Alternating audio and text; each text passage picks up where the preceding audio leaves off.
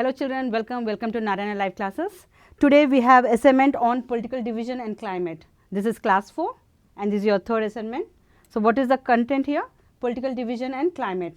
Let's see whether you are able to answer the questions here. We have some questions here, but what you need to do is you need to observe the map and you need to answer. It's not so difficult for you to answer if you observe the map. And if it is not clear, you have atlas with you, you can just open the atlas and you can see, observe and write the answer. Let's begin children. You need to observe this and we need to write the answer. Let's read for you. Nepal and Bhutan are two poor landlocked Himalayan countries sandwiched between dash.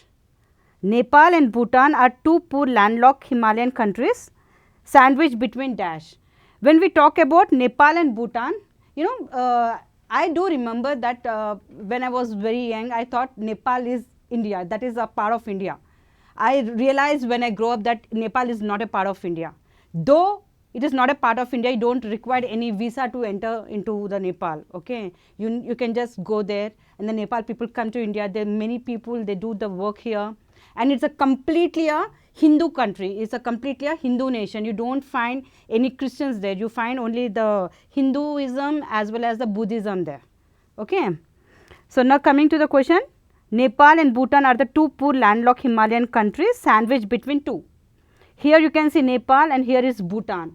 Okay, Nepal and Bhutan is sandwiched between one state, which is that one state which is in India. If you can see map properly, Nepal and Bhutan, there is one state, the state is Sikkim. Okay, initially Sikkim was not included in India, later on it was included in India. So Sikkim is the answer. So Sikkim is sandwiched between Nepal and Bhutan.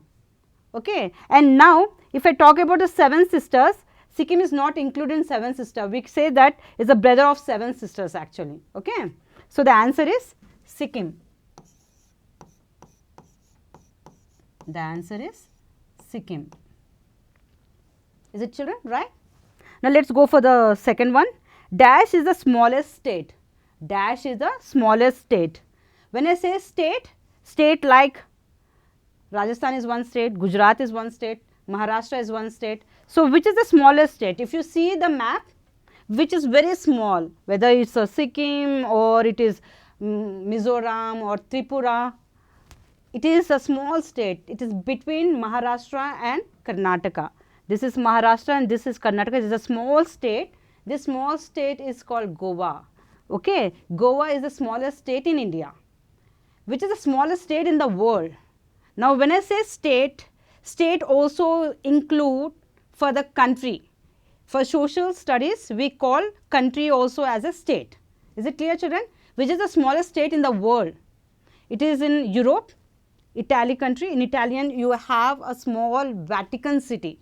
Okay, Vatican City from where the Pope, all the celebration happened for the Christianity. Okay, so Vatican is the smallest country in the world. So you can say Vatican City is the smallest state. As I said, state is even called as for the country.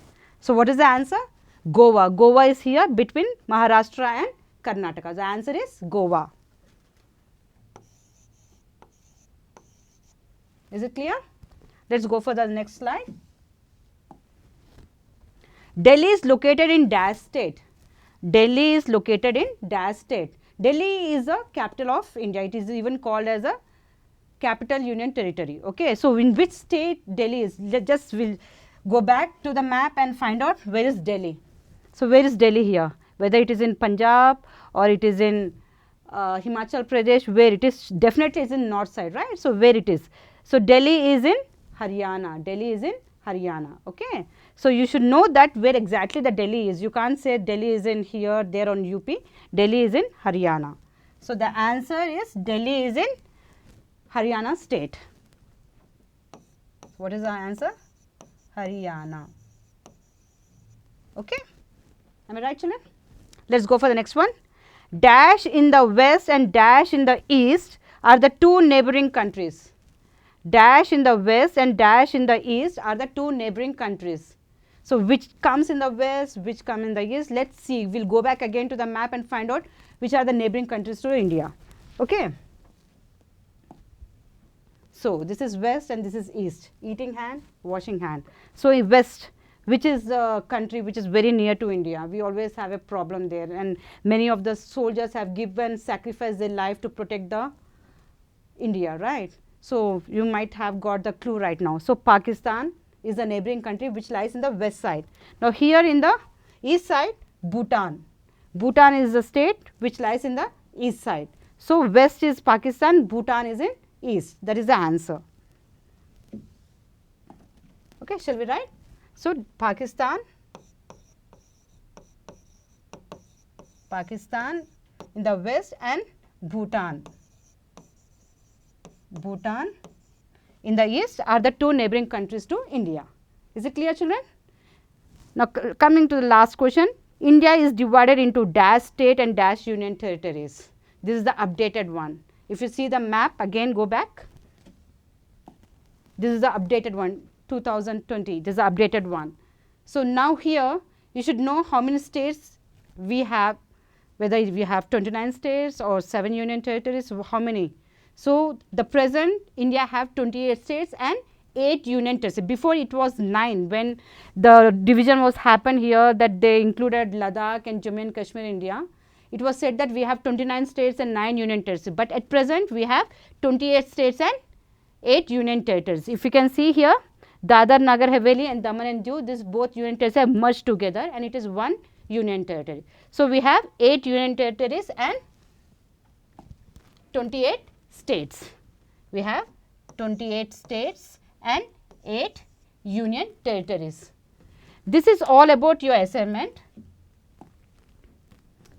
Being a social teacher, when you're learning the social subject, you should know thorough about what is mapping skills, which state is in which direction. You should be very thorough about mapping skills and mapping pointing. If you're not thorough with mapping skills, that shows that you're not interested towards the social subject. I want you people to practice maximum how much you can practice the map. You have ample of sample papers and you have practice sheet in your sadhana workbook. Children, you practice, make sure that you're perfect with the mapping skills. Thank you, children. Thanks a lot.